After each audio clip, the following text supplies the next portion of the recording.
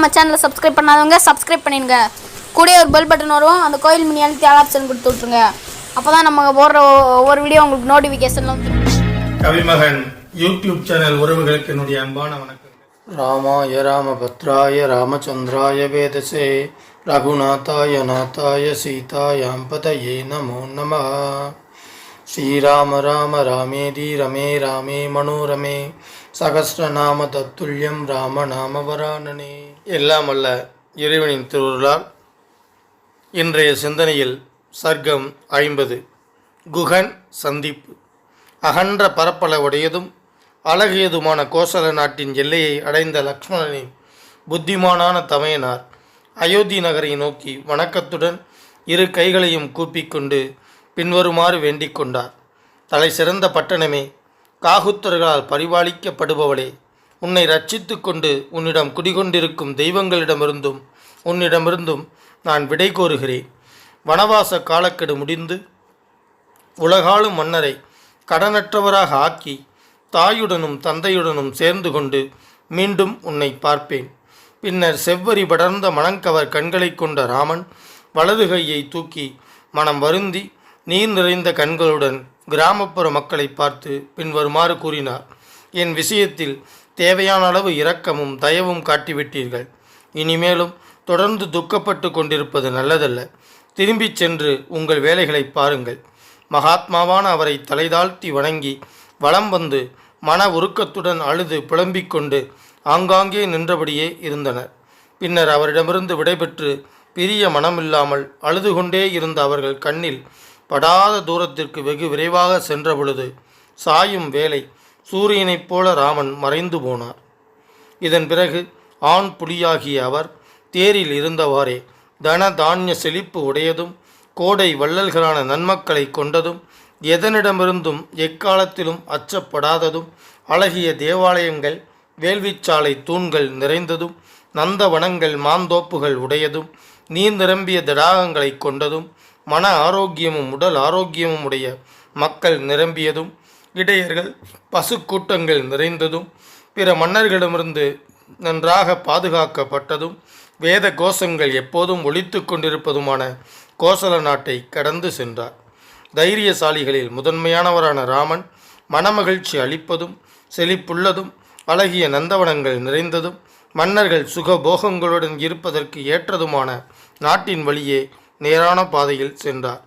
பின்னர் ராமன் 3 உலகங்களிலும் பாயும் தெய்வீகமானதும் குளிர்ந்த நீரோட்டம் உடையதும் பாசி படர்ந்து இடாததும் மா முனிவர்களால் வணங்கப்படுவதுமான புண்ணிய நதியான கங்கையை கண்டார். அதன் கரை அருகில் தவச் செல்வர்கள் வாழும் குடில்கள் அந்த பிரதேசத்திற்கே சிறப்பை தந்தன. குதூகலம் பொங்கிய அப்சர பெண்டிர் தூயதான நீர் மடுக்களில் அவ்வப்போது ஜலக்கிரீடை செய்தார்கள். தேவ தானவ கந்தர்வ கிண்ணறர்கள் அவ்விடத்திற்கு வந்து அழகு கூட்டினார்கள். எப்போதும் தூய்மையாக இருந்த அந்த நதியில் நாக கந்தர்வர்களின் மனைவிகள் வந்து நீராடினார்கள். தேவர்கள் விளையாடுவதற்கான 100கணக்கான இடங்கள் இருந்தன. தேவதைகளுக்கான நந்தவனங்கள் இருந்தன. தேவர்களுக்காகவே ஆகாயத்தில் விளங்கிய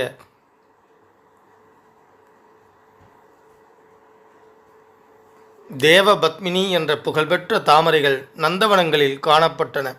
பாறைகளில் தண்ணீர் மோதியதால் ஏற்பட்ட பயங்கரமான ஒளி நதியின் கோரமான அட்டகாசத்தை போலிருந்தது. நீரோட்டத்தில் மிதந்த வெண்மையான நுரை அந்த நதியின் வெள்ளிய சிரிப்பை போலிருந்தது. சில இடங்களில் குறுகி கருத்து ஓடுவது பெண்ணின் நீண்ட கூந்தலை போலிருந்தது. சில இடங்களில் நீர்ச்சுழல்கள் அழகாக காணப்பட்டன.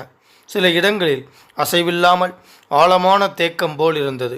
சில இடங்களில் வெகுவாக ஓடியது. சில இடங்களில் தோல்வாத்தியம் போல் இசையொலி கேட்டது. மற்றும் சில இடங்களில் பயங்கரமான ஒலி கேட்டது. தேவர்கள் கூட்டமாக வந்து அங்கே நீராடினார்கள். சில இடங்களில் ஆம்பல்கள் அடர்த்தியாக பூத்து வனப்பை கூட்டின. சில இடங்களில் விஸ்தாரமாக மணல்வெளி காணப்பட்டது. சில இடங்களில் வளவளப்பான கூழாங்கற்கள் காணப்பட்டன. அன்னங்களும் சாரச பறவைகளும் சப்தமிட்டு கொண்டிருந்தன. சக்கரவாக பட்சிகள் இடத்தின் அழகை மெருகேற்றின. எப்போதும் களிப்பில் மிதக்கும் பறவைகள் இடைவேளி விட்டு ஆங்காங்கே சப்தமிட்டு கொண்டிருந்தன. சில இடங்களில் நதியின் கரையில் வரிசையாக வளர்ந்திருந்த மரங்கள் ஒரு மாலை போல் அழகு செய்தன. சில இடங்களில் நன்றாக மலர்ந்த நீலோத்பல மலர்களால் நீரோட்டம் காணப்படாததாயிற்று.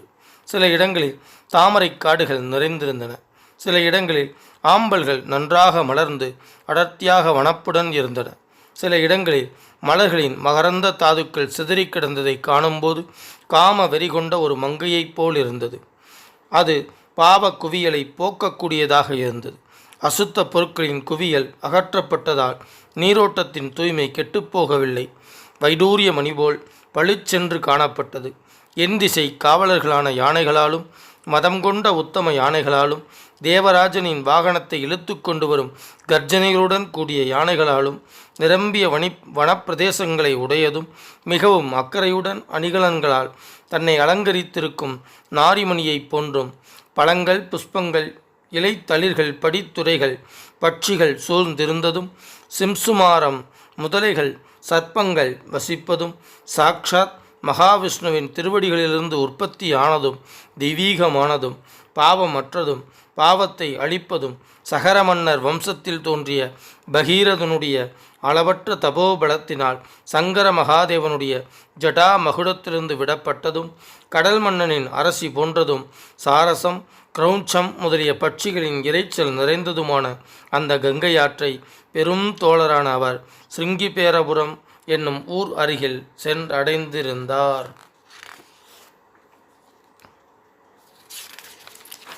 மகாரதனான ராமன் வரிசையாய் அலைகள் மோதி நீர்ச்சுழல்கள் காணப்பட்ட நதியை வணங்கி சுமந்திரரிடம், சாரதி, நாம் இன்று இங்கேயே தங்குவோம் என்று கூறினார். சாரதி, ஆற்றின் அருகிலேயே மலர்களும் தளிர்களும் நிறைந்து விளங்கும் மிகப்பெரிய இந்த புங்க மரத்தினடியில் தங்குவோம். தேவ தானவ கந்தர்வ விலங்கு மானுடர்களால் மிகவும் பூஜித்து கொண்டாடப்படும் நீரை உடையதும் சர்வ மங்களங்களையும் அளிக்கக்கூடியதும் ஆறுகளில் மிக உயர்வானதுமான இந்த நதியை அமர பார்ப்போமாக. லக்ஷ்மணனும் சுமந்திரரும் அப்படியே ஆகட்டும் என்று ராகவனிடம் கூறிவிட்டு குதிரைகளுடன் புங்கமரத்தின் அருகில் சென்றார்கள். இஸ்வாகு குலத்திற்கு ஆனந்தமளிக்கும் ராமன் வசதியாக இருந்த அந்த மரத்தை வந்தடைந்து மனைவி லக்ஷ்மணனோடு ரதத்திலிருந்து இறங்கினார். பிறகு இஸ்வாகு குலத்திற்கு ஆனந்தமளிக்கும் ராமன் வசதியாக இருந்த அந்த மரத்தை வந்தடைந்து மனைவி லக்ஷ்மணனோடு ரதத்திலிருந்து இறங்கினார். பிறகு சுமந்திரரும் ரதத்திலிருந்து இறங்கி குதிரைகளை அவிழ்த்துவிட்டு மரத்தின் அடியில் நின்று கொண்டிருந்த ராமனிடம் சென்று கைகளை கூப்பிக்கொண்டு அடுத்த உத்தரவை எதிர்பார்த்து நின்றார். அந்த பகுதியில் வேடுவர் வகுப்பைச் சேர்ந்தவனும் மிக்க பலசாலியும் ராமனுக்கு உயிர் நண்பனுமான சிற்றரசன் குகன் என்பவன் அந்த பிரதேசத்திற்கு தலைவனாக புகழ்பெற்று விளங்கினான். ஆண் புலியான ராமன் தன் நாட்டிற்குள் வந்திருப்பதை கேள்விப்பட்டு வயோதிகர்கள், அமைச்சர்கள் மற்றும் உறவினர்கள் கூட அவ்விடம் வந்தான். தொலைவில் வந்து கொண்டிருந்த வேடுவர் தலைவனை கண்டதும் ராமன் லக்வனோடு கூட முன்னே வந்து குகனை சந்தித்தார். தவக்கோலத்தில் ராமனை கண்டதும் மிகவும் மனவேதனைப்பட்ட குகன், அயோத்தி எப்படியோ அப்படியே இந்த நாடும் தங்களுடையதே, நான் தங்களுக்கு என்ன சேவை செய்ய வேண்டும் என்று கேட்டான். பெரும் தோழரே, தங்களைப் போன்ற பாசமுள்ள விருந்தினர் வேறு எவருக்கு கிடைப்பார்? பிறகு விதவிதமான உயர்வகை உணவுப் பொருட்களை கொண்டு வந்து அவருக்கு சமர்ப்பித்தான். உடனே அவருக்கு அர்க்கியம் முதலான உபச்சாரங்கள் செய்து பின்வருமாறு கூறினான். மாவீரரே, தங்களுக்கு நல்வரவு கூறுகிறேன். இந்த மண்ணுலகம் முழுவதும் தங்களுடையதே. நாங்கள் ஏவலர்கள், தாங்கள் எஜமானர். தாங்கள் இந்த நாட்டை ஏற்று எங்களுக்கு நல்லாட்சி அருளுங்கள். தங்களுக்காக பல்வகை அன்னங்கள், இனிப்பு வகைகள், பால் முதலிய பருகுவதற்கான பானங்கள், துவையல் வகைகள் முதலியன இதோ கொண்டு வரப்பட்டுள்ளன. உடலுக்கு சுகம் தரும் நல்ல படுக்கைகளும் குதிரைகளுக்கு தீனியும் கொண்டு வரப்பட்டுள்ளன. இவ்வாறு கூறி முடித்த குகனை பார்த்து ராமன் பதில் சொன்னார். காலால் நடந்து இவ்வளவு தூரம் நீங்கள் எல்லோரும் வந்ததாலும் முருகிய நட்பை காட்டியதன் மூலமும் நாங்கள் உன்னால் நன்றாக கௌரவிக்கப்பட்டு மகிழ்ச்சியுடன் இருக்கிறோம். உருண்டு துரண்ட தன் இரு கைகளாலும் குகனை மார்புற தழுவி பின்வருமாறு கூறினார். குகனே, உன்னையும் உன் சுற்றத்தார்களையும் உடல் நலமும் மனநலமும் உடையவர்களாக பார்ப்பதை ஒரு பேராக கருதுகிறேன். உன் நாட்டு பிரஜைகள் அரசகுல நண்பர்கள், பொருள் வரவு எல்லாம் சரியாக இருக்கின்றனவா? மிக்க அன்புடன் நீ கொண்டு வந்திருக்கும் எல்லா பொருட்களையும் திருப்பி எடுத்துக்கொண்டு போகும்படி உத்தரவிடுகிறேன். ஏனென்றால் பிறர் கொடுக்கும் பொருளை ஏற்பதில்லை என்ற கொள்கையில் இருக்கிறேன். மர உரி மான் தோல் அணிந்து கனி கிழங்குகளை புசித்து கொண்டு காட்டில் தெரியும் அறநெறியை கொண்ட தவசியாக நான் இருக்கிறேன் என்பதை அறிந்து கொள். நீ கொண்டு வந்திருப்பவைகளில் குதிரைகளுக்கு தேவையான தீனி, தண்ணீர் மட்டும்தான் எனக்கு இப்போது தேவைப்படுபவை. வேறு எதுவும் வேண்டாம். இந்த ஒன்றினாலேயே நான் நன்கு பூஜிக்கப்பட்டவனாக ஆவேன். இந்த குதிரைகள் என்னுடைய தந்தையார் தசரத மன்னருக்கு மிகவும் பிரியமானவைகள். இவைகளுக்கு நல்ல ஏற்பாடு செய்யப்பட்டால் போதும், நான் கௌரவிக்கப்பட்டவனாக ஆவேன். குதிரைகளுக்கு தீனியும் குடிப்பதற்கு தண்ணீரும் உடனே கொண்டு வந்து கொடுங்கள் என்று குகன் அப்பொழுதே தன் வேலைக்காரர்களுக்கு ஆணை பிறப்பித்தார். பின்னர் ராமன் அங்க வஸ்திரமாக ஒரு மர உரியை தரித்து கொண்டு சாயங்கால சந்தியாவந்தனம் செய்தார். லக்குவன் தன் கையாலேயே கொண்டு வந்த நீரை மட்டும் உணவாக கொண்டார்.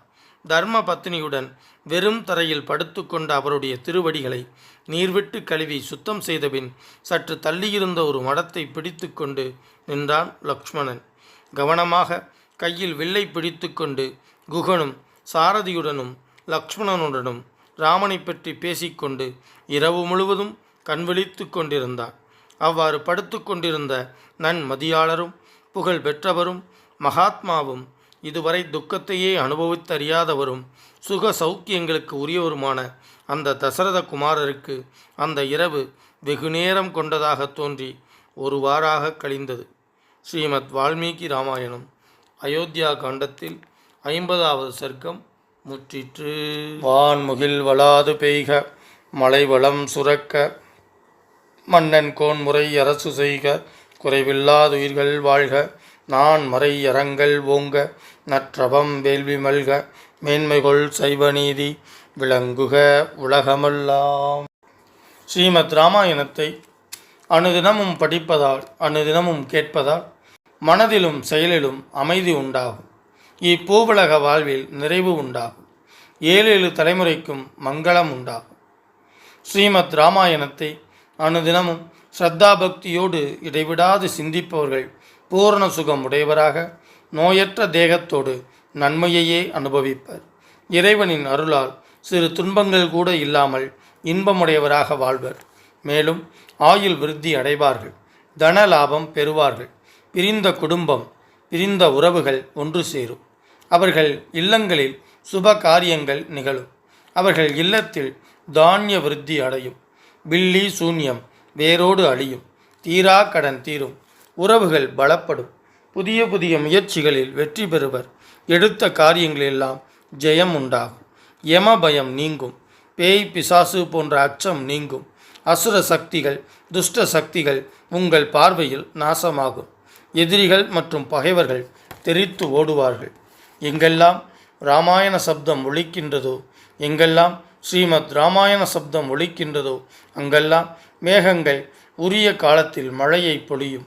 பூமி அதிக விளைச்சல் கண்டு செழித்து வளரும். பஞ்சம் பட்டினி இல்லாமல் இவ்வுலகம் செழிக்கும். மக்களுக்கு நலம் பெருகும். இம்மண்ணை ஆளும் அரசர்கள் அறவழியில் ஆட்சி நடத்துவார்கள். அதர்மமாய் ஆட்சி நடத்தினால் புகழை இழப்பார்கள். எக்காலத்திலும் பிராணிகளுக்கும் கற்றறிந்தவர்களுக்கும் நன்மையே உண்டாகும். கெட்டவர்கள் அனைவரும் நல்லவர்கள் ஆவார்கள். நல்ல உள்ளம் படைத்த பெரியோர்களும் சான்றோர்களும் அமைதியையும் ஆனந்தத்தையும் பெறுவார்கள். மனம் உருகி வேண்டுவதும் அவர்களுக்கு வேண்டியதும் கிடைக்கும். சுபகாரியம் நிகழும். மக்கட்பேறு அடைவர். வம்பு வழக்குகளில் பிரம்மாண்டமான வெற்றி கிட்டும். வாழ்வின் நிறைவில் பேரின்ப பேரளிக்கும் மோட்சம் கிட்டும். மூர்த்தி எல்லாம் வாழி, எங்கள் மோனகுரு வாழி, அருள் வார்த்தை என்றும் வாழி, அன்பர் வாழி பராபரமே. ஓம் சாந்தி சாந்தி சாந்தி. ஹரி ஓம். பாரதி சொன்ன மாதிரி 8 திக்குகளிலும் இந்த தமிழை கொண்டு சேர்க்க வேண்டும் அப்படின்னா நீங்க சப்ஸ்கிரைப் பண்ணணும், லைக் பண்ணணும், கமெண்ட்ஸ் பண்ணணும். நன்றி, வணக்கம். இதுவரைக்கும் நம்ம சேனலை சப்ஸ்கிரைப் பண்ணாதவங்க சப்ஸ்கிரைப் பண்ணிடுங்க. கூடவே ஒரு பெல் பட்டன் வரும், அந்த கோயில் மினி அழுத்தி ஆல் ஆப்ஷன் கொடுத்து விட்ருங்க. அப்போ தான் நம்ம போடுற ஒவ்வொரு வீடியோ உங்களுக்கு நோட்டிஃபிகேஷனில் வந்துடும்.